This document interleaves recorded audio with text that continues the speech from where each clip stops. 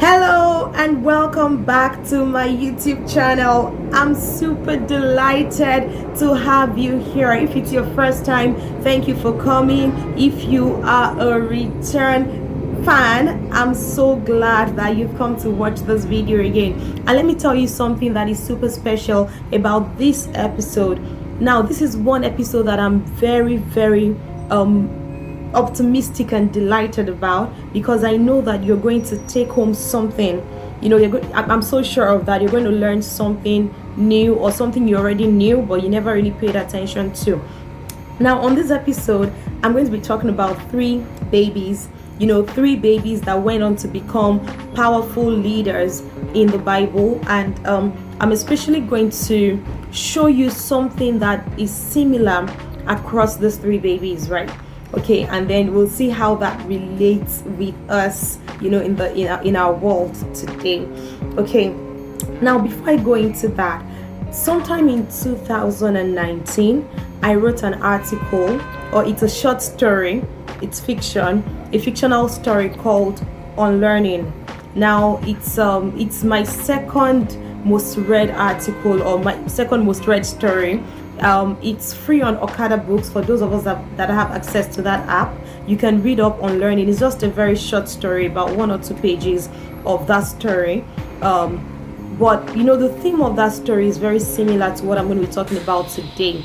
And in Unlearning, I'd shared about a man who grew up in a certain scenario, in a certain situation, and he had vowed to himself that he would never repeat, like history will never repeat itself. But he grew up, got married, and found himself doing exactly the same thing that he had hoped that would never happen.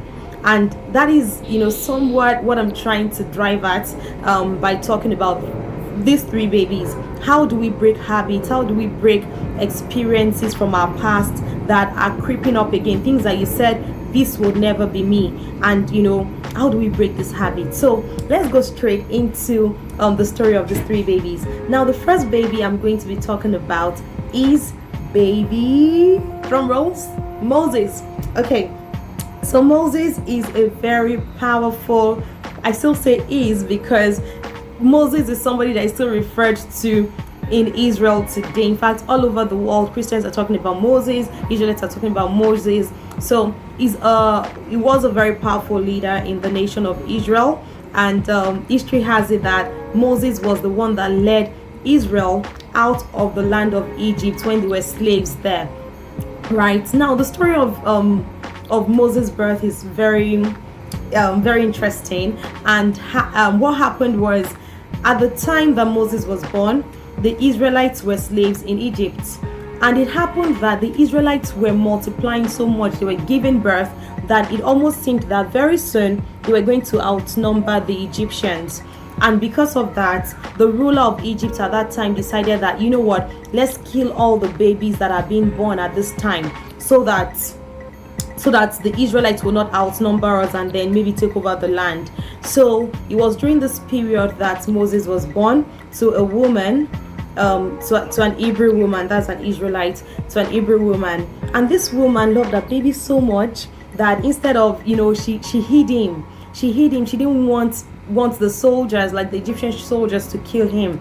And then after she could no longer hide him, the cries of a newborn baby, she took this baby, wove a beautiful basket, and then put the baby on the river, just hoping that maybe the baby will sail away and sail to safety. She just didn't want the baby to be killed by the soldiers.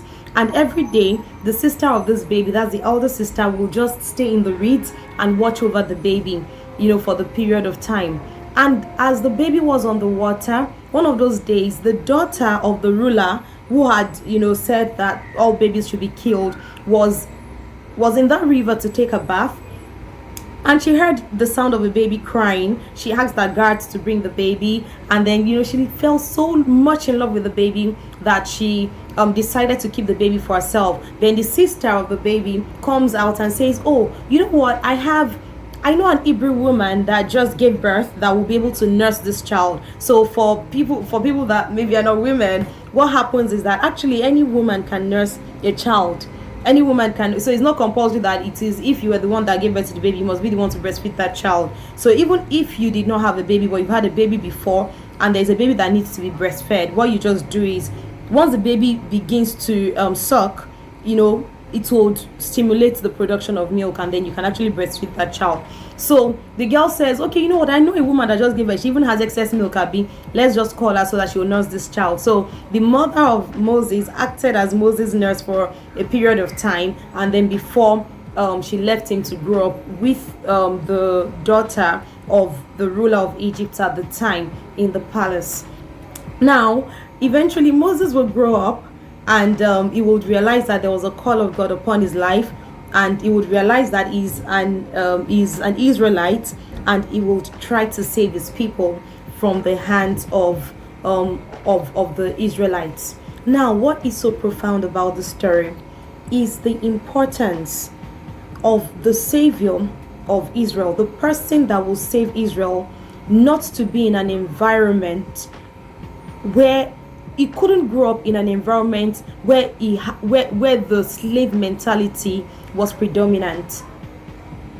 It was important that the person that would lead Israel out of slavery has the mentality of a leader. The mentality, he had to grow up in a place of authority, and that was why it was orchestrated that way, that he had to be born in the palace, or he had to be raised in a palace among rulers.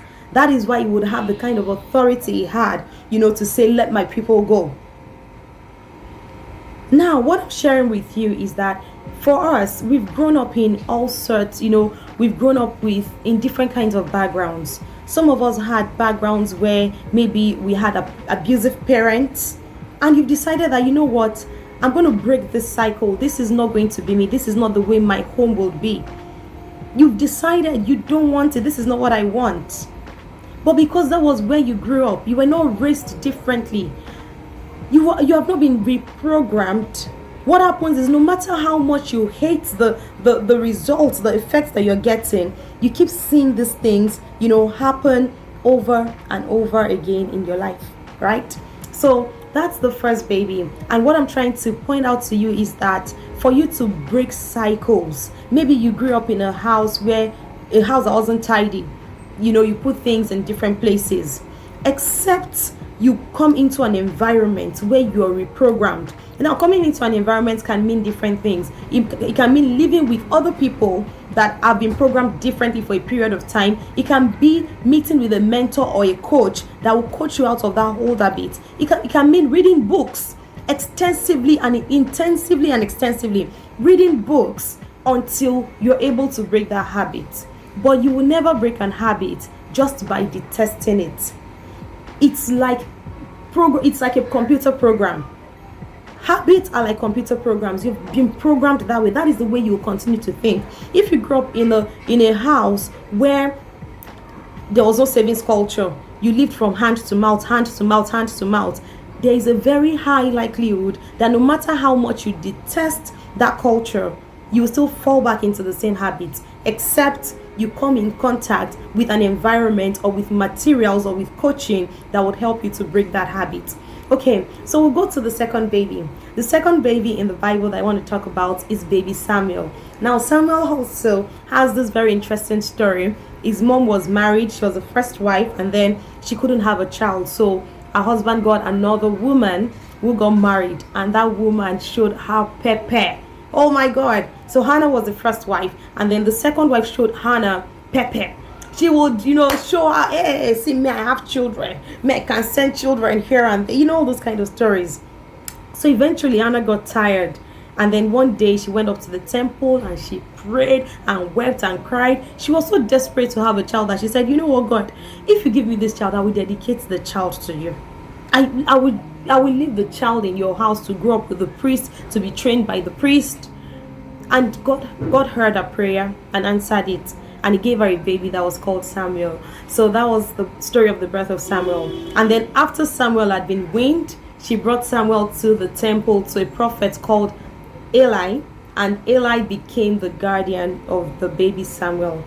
Now, For Christians that are listening to me, you probably know a lot about the prophet Samuel. He's one of the greatest prophets in the Old Testament.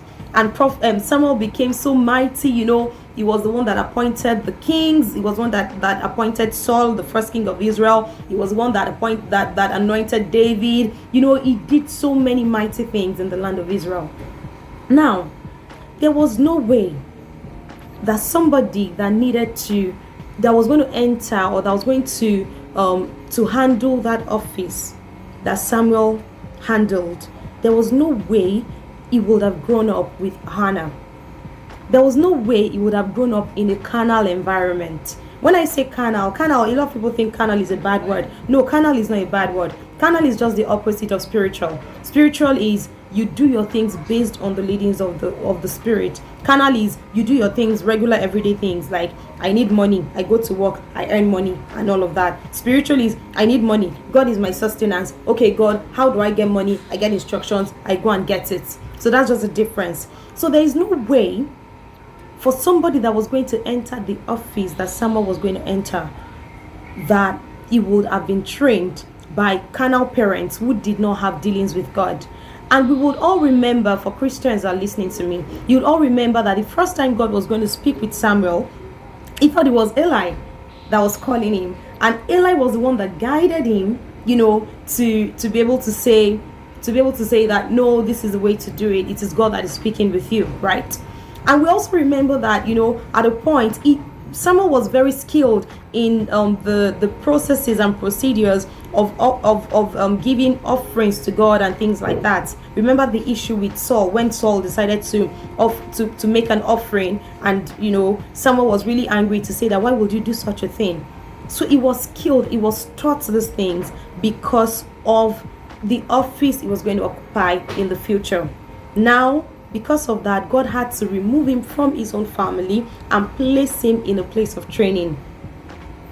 So this is just sequel to the first baby that we've learned. Just the same way that that baby Moses could not grow up in the slave environment, Samuel could not grow up in a carnal environment, because he had a purpose to fulfill. What is that purpose that you have to fulfill? What is that desire of your heart? What is that thing that has been in your past, is in your family line, is in the way you grew up? What are those habits that you're trying hard to let go of? The issue is that you need a reprogramming. You need a reprogramming because you grew up in an environment that has programmed you a certain way. And if you don't leave that environment deliberately and intentionally, no matter how much you desire or detest a particular habit, it's not going to go away. So today is all about reprogramming, and I'm going to give you some tips and tricks on how to get that done. Now, the final baby that I'm going to talk about is baby Jesus. Now, in the case of baby Jesus, he was born to a virgin woman called Mary and her husband Joseph, or a fiancé, and then they got married and became husband and wife. So he was born to Joseph and Mary. In the case of baby Jesus, apart from that initial time that they had to run to Egypt when Herod was killing all the babies, they fled to Egypt, and then later on they came back after, I think, a period of about 3 years or so. They came back to their own country, right?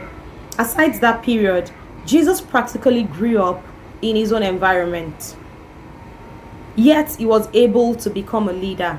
But if you look at the story of Jesus, you realize that he was born to a family that knew his purpose from the beginning. His mom had already been informed divinely that this is who this baby you're going to have, this is who he is, this is his mission on earth. She believed it, and she was always looking out for the signs. And you will see all through the what did you call them? Matthew, Mark, Luke, and John. You see through those books where those places where it was recorded that, and Mary took note of these things. And Mary took note of these things. Whenever things happened, like the time when they went to for this their yearly pilgrimage, and Jesus stayed back at the temple and was discussing, with the rulers and the Pharisees and Sadducees and all of that. She took note of those things. She was taking note. She was deliberate about his upbringing. So there are people that have been placed in the right environment, right? They've been placed in the right environment of people that are aware of what their future should look like, and they're deliberate about their upbringing. So this third baby is majorly talking to parents. The first two babies is talking to those that have grown up in places that, they've been programmed a certain way. But this third one is talking to us as parents. Do you know who your child is? Do you know the purpose of God for that child? Do you have a planned future? Like, do you have a picture of who you want that child to be? Such that it is easy for you to take note of important events. So that it is easy for you to be deliberate about what you expose that child to. Is your child a Serena Williams? Is your child a Barack Obama?